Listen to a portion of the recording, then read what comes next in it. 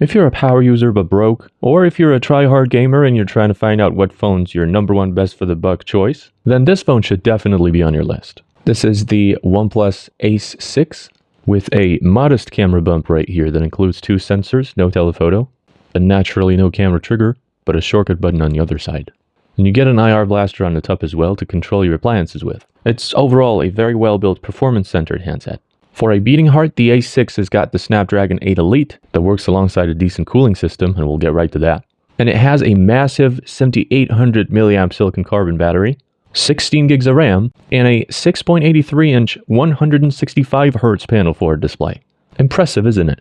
Now, this massive battery is going to be topped up through the 120-watt Super VOOC charger that comes in the box. Really, really fast. In terms of camera, however, you can't really rely on it a lot. Quite expectedly, I would say, with this price tag. And of course, you get haptics and a decent pair of stereo speakers as well. Now, the phone being a OnePlus model obviously comes installed with the new ColorOS 16, so make sure to refer to my Oppo globalization tutorial if you're trying to set up Google and your other services to use the phone outside of China. Now, while all this is understandable and appreciated, nothing will be more so than a wildlife extreme stress test, of course. Because as I already mentioned a couple times, this is a performance-centered device. So in terms of what I'm going to be doing, it's definitely going to be a 3D Mark Wildlife Extreme stress test with a quick temperature check first to establish our starting point. So it's going to be about 26, slightly less on the front,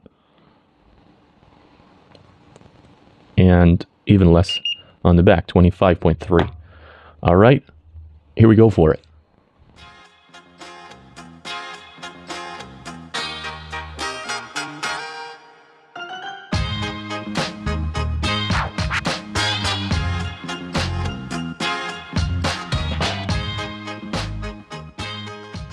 Alright, we're done with the test. Temperature before anything.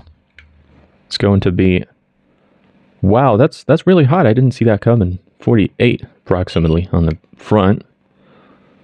And about the same, 48 on the back as well.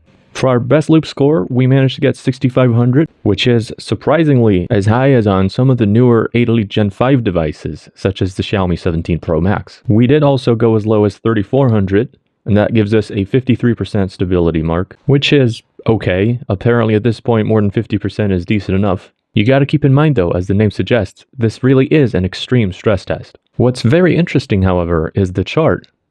So if you look at it, you will see that there was really no serious throttling up until the 15-minute mark, which is very impressive. So that's to say we were still able to go more than 5,000 at 11 and 12 minutes. So I would definitely consider this a very stable performance, especially considering the fact that this is an all-out, very intensive 20-minute stress test, which is in no way realistic when you compare it to actual modern games on Android. So you should definitely be able to play very comfortably for long hours on this phone. We did go down by 14%, however, which is quite on the high side, but that's, I assume, only because the phone has been lying around for a couple days now, without me using it for almost anything at all. Under normal circumstances, I would say it will probably go down by 10% or so. So, to sum it all up, if you're looking for a decent camera phone, do not come near this phone. However, if what you're looking for is to enjoy sheer performance and long hours of gaming on a really bright and clear 165Hz display, then by all means go right for it. The massive 7800 mAh battery on this thing should be able to keep you fueled for quite some time, and it's good to know that the 120-watt charger will not keep you waiting either. And you do get bypass charging with it as well, just so you know. And it kind of looks cool too, doesn't it? Alright, that's it for now. Make sure to like and subscribe so you don't miss out on anything, and I'll see you on the next one. Peace out.